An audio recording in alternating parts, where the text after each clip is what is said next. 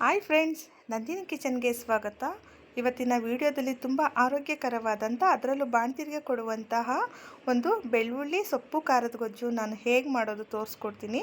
ಬನ್ನಿ ವಿಡಿಯೋ ಶುರು ಮಾಡೋಣ. ನೋಡಿ, ಒಂದು ಕಬ್ಬಿಣದ ಬಾಣಲಿ ತೊಗೊಂಡಿದ್ದೀನಿ. ಇದಕ್ಕೆ 2 ಚಮಚದಷ್ಟು ಎಣ್ಣೆನ ಸೇರಿಸ್ಕೊಳ್ತಾ ಇದ್ದೀನಿ. ಎಣ್ಣೆ ಬಿಸಿ ಆದಮೇಲೆ ಒಂದು 50 ಗ್ರಾಮಷ್ಟು ಬೆಳ್ಳುಳ್ಳಿ ಬಿಡಿಸಿಟ್ಕೊಂಡು ಅದನ್ನು ಕುಟ್ಟಿಟ್ಕೊಂಡಿದ್ದೀನಿ, ಅದನ್ನು ಸೇರಿಸ್ಕೊಂಡಿದ್ದೀನಿ. ಈಗ ಒಂದು ಈರುಳ್ಳಿನ ಕೂಡ ನಾನು ಕಟ್ ಮಾಡಿ ಇಟ್ಕೊಂಡಿರೋದನ್ನ ಸೇರಿಸ್ಕೊಂಡು ಚೆನ್ನಾಗಿ ಫ್ರೈ ಮಾಡ್ಕೊಳ್ತಾ ಇದ್ದೀನಿ. ನೋಡಿ, ಈ ರೀತಿ ಚೆನ್ನಾಗಿ ಫ್ರೈ ಮಾಡ್ಕೋಬೇಕು. ಅದು ಈ ರೀತಿ ಕೆಂಪಗಾಗೋವರೆಗೆ ಚೆನ್ನಾಗಿ ನೋಡಿ ಈ ರೀತಿ ಫ್ರೈ ಮಾಡ್ಕೋಬೇಕು. ಈಗ ಇದಕ್ಕೆ ನಾನು 2 ಕಟ್ಟಷ್ಟು ಸಬ್ಸಿಗೆ ಸೊಪ್ಪನ್ನು ಸೇರಿಸ್ಕೊಳ್ತಾ ಇದ್ದೀನಿ. ಒಂದು 4 ಕಟ್ಟಷ್ಟು ಕಿಲ್ಕಿರೆ ಸೊಪ್ಪನ್ನ ಸೇರಿಸ್ಕೊಂಡು ಇದನ್ನು ಚೆನ್ನಾಗಿ ಈ ರೀತಿ ಫ್ರೈ ಮಾಡ್ಕೋಬೇಕು.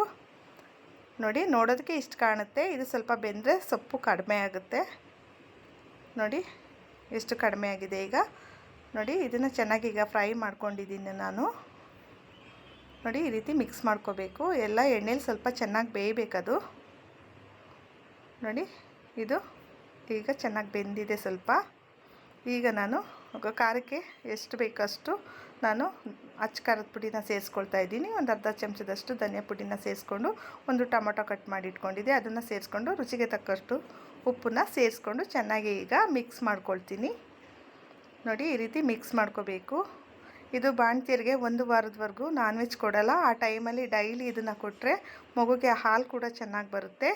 ನೋಡಿ, ಇದಕ್ಕೆ ನಾನು 1.5 ಕಪ್ಪಷ್ಟು ನೀರನ್ನ ಸೇರಿಸ್ಕೊಳ್ತಾ ಇದ್ದೀನಿ. ನೀರನ್ನ ಸೇರಿಸ್ಕೊಂಡು ಒಂದು 5ರಿಂದ 10 ನಿಮಿಷ ಇದನ್ನು ಚೆನ್ನಾಗಿ ಬೇಯಿಸಬೇಕು. ನೋಡಿ, ಇದು ಚೆನ್ನಾಗಿ ಬೆಂದಿದೆ. ಇದಕ್ಕೆ ಮೇಲೆ ಸ್ವಲ್ಪ ಕಾಯಿ ತುರಿನ ಸೇರಿಸ್ಕೊಂಡ್ರೆ ಈಗ ಬಾಣಂತಿಯರಿಗೆ ಕೊಡುವಂಥ ಇದು ಬೆಳ್ಳುಳ್ಳಿ ಸೊಪ್ಪು ಖಾರದ ಗೊಜ್ಜು ರೆಡಿ. ಎಲ್ಲರೂ ತಿನ್ಬೋದು, ಮನೇಲಿ ಮಕ್ಕಳು ಕೂಡ ತಿನ್ಬೋದು. ತುಂಬ ಹೆಲ್ದಿಯಾಗಿರುತ್ತೆ. ಆದರೆ ನಮಗೆ ಆಗಿಂದನೂ ಕೂಡ ಇದನ್ನು ಜಾಸ್ತಿ ಬಾಣಂತಿಯರಿಗೆ ಮಾಡಿ ಕೊಡೋದ್ರಿಂದ ತುಂಬ ಹೆಲ್ಪ್ ಆಗುತ್ತೆ. ನೀವು ಕೂಡ ಮನೇಲಿ ಮಾಡ್ಕೊಂಡು ತಿನ್ನಿ, ತುಂಬ ಚೆನ್ನಾಗಿರುತ್ತೆ. ಈ ವಿಡಿಯೋ ಇಷ್ಟ ಆದರೆ ಲೈಕ್ ಮಾಡಿ, ಶೇರ್ ಮಾಡಿ, ಕಮೆಂಟ್ ಮಾಡಿ, ಸಬ್ಸ್ಕ್ರೈಬ್ ಮಾಡೋದನ್ನು ಮರಿಬೇಡಿ. ಇಷ್ಟೊತ್ತು ನನ್ನ ವಿಡಿಯೋನ